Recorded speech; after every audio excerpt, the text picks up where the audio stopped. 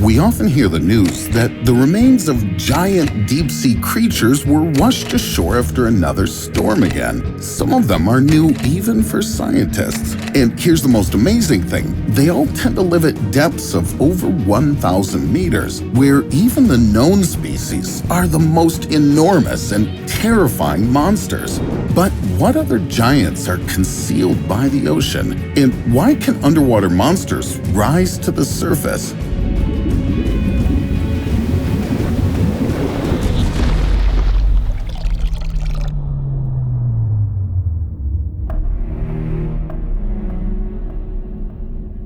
In the abyssal zone of the ocean, at a depth of 2,000 to 6,000 meters, scientists discover many giant underwater monsters. In 2004, the Monterey Bay Aquarium Research Institute published images of Stygiomedusa gigantea, commonly known as the giant phantom jelly, captured at a depth of around 2,000 meters. Its tentacles reach 10 meters in length, and the diameter of its dome is about 1 meter. Just imagine if such a jellyfish stung you on the beach. The chances of survival after meeting it tend towards 0. Scientists suggest it feeds only on plankton and small fish. However, it can swim at a depth of over 6.5 kilometers, where it can't get sufficient food. Scientists still haven't figured out how it survives, but researchers have even more questions for the giant squid. The largest squid ever discovered was 13 meters long and weighed almost a ton. Just imagine those big tentacles grabbing the victim and tearing it to pieces. Wait, what do these giants eat in the first place? The sun's rays can't penetrate into the ocean's abyssal zone, so algae and underwater plants can't be found there. So, the local ocean dwellers mostly eat snow. Marine snow includes fragments of decomposed animals, fish, and plants, fecal matter, sand, soot, and other elements. They gradually descend from the upper layers of the water column and merge into flakes. Sometimes it takes a few weeks for marine snow to reach the bottom. This continuous shower contains enough nutrients to feed deep-sea dwellers, including the giant squid's future victims. In fact, they're very lazy predators. Deep-sea squids don't bother pursuing their prey. They just wait until it swims up to their tentacles and falls into a deadly trap. This can't be called the most effective method, but it saves energy. This is important because a giant squid eats only 30 grams of fish per day. That serving contains around 45 kilocalories, and that's almost 50 times less than the amount consumed by an average person per day. One fish is enough for a squid to last a few days, but it's not easy to find prey at that depth. The density of population in the ocean's abyssal zone is much less than at the surface. What if a hungry giant squid decides to look for something to eat in shallow water? I hate to break it to you, but giant squids aren't even the creepiest inhabitants of the underwater depths. How do giant Greenland sharks survive in deep waters? They live at a depth of up to 2,200 meters and swim at a speed of only 2.5 kilometers per hour. That's twice as slow as you walk. The Greenland shark has such a slow metabolism that it grows only 1 centimeter per year. However, it usually grows up to 6.5 meters in length, and this suggests that such sharks live for a very long time, from 250 to 500 years. Scientists believe that the longevity and enormous size of Greenland sharks are associated with extremely low temperatures. They prefer the cold Antarctic waters and feel comfortable at minus 0.6 degrees Celsius. Moreover, the shark is a highly successful hunter. Scientists think it tracks down sleeping prey, swims closer to it, and literally swallows the victim whole before it wakes up. But the weirdest thing is that the remains of seals, dolphins, and even whales were found in the stomachs of Greenland sharks. Most likely, the shark just finds the corpses of these animals and eats them, but it's a predator, not a scavenger. What makes a shark change its diet? Perhaps its usual prey rises closer to the surface to escape the jaws of the ancient Greenland shark. But if deep-sea inhabitants suddenly move closer to the surface, that could spell disaster.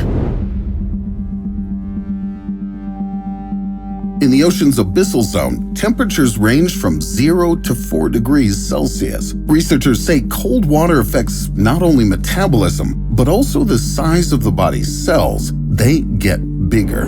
For example, in 2011, the expedition conducted by the Scripps Institution of Oceanography in San Diego, California, discovered a huge single-celled organism in the Mariana Trench at a depth of 7.5 kilometers. This giant amoeba reaches a length of 10 centimeters, and this is 30,000 times larger than the size of a common single-celled amoeba. For comparison, if the Greenland shark could live at such a depth, its length would reach 200 kilometers. And although such sharks fortunately do not exist, not only amoeba cells grow bigger at depth.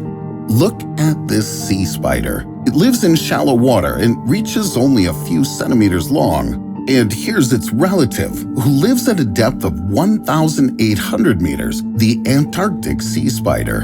And it can grow up to 30 centimeters long. These giant spiders can mostly be found, who'd have thought, off the coast of Australia. They have between 8 and 12 legs, where all their vital organs are kept. They feed by sticking their proboscis into jellyfish, sponges, and other soft-bodied organisms and sucking bodily fluids out of their prey. Imagine such deep-sea spiders rising to the surface. They will leave no chance of survival not only for their smaller fellows, they can destroy an entire ecosystem. Plankton also get much bigger at depth. Look at these amphipods. You may ask, what's so unusual about this 30-centimeter shrimp? The big deal is that these crustaceans don't usually grow more than 2 or 3 centimeters long. Participants of the joint expedition conducted by the University of Aberdeen in Scotland and the National Institute of Water and Atmospheric Research discovered these enormous amphipods in the Kermadec Trench at a depth of almost 7 kilometers. The largest specimen they could retrieve from the bottom was 28 centimeters long. Common amphipods are scavengers. They gather in flocks and completely eat up the corpses of marine animals in a matter of hours. Now imagine giant amphipods rising to the surface. A flock of these hungry 30-meter shrimps could eat a person within seconds. It's a good thing that amphipods hide from scientists at incredible depths. But what will happen if underwater giants come to the surface after all? The alien creature in this video is the big fin squid. Its total length, together with its tentacles, can reach 6.5 meters. Scientists believe the big fin squid needs those colossal tentacles for hunting. The squid swims, dragging its tentacles along the ocean floor, capturing small prey in the sticky suckers. But this unusual way of hunting is still not its strangest feature. The greatest depth where the bigfin squid was found was 4,700 meters, and the minimum depth was 1,900 meters. The pressure difference at these depths is almost 300 atmospheres. If the squid tolerates such drops without any problem, can it rise even closer to the surface? And one day, as you enjoy the beach, you'll have the chance to find out what these tentacles feel like. Or not.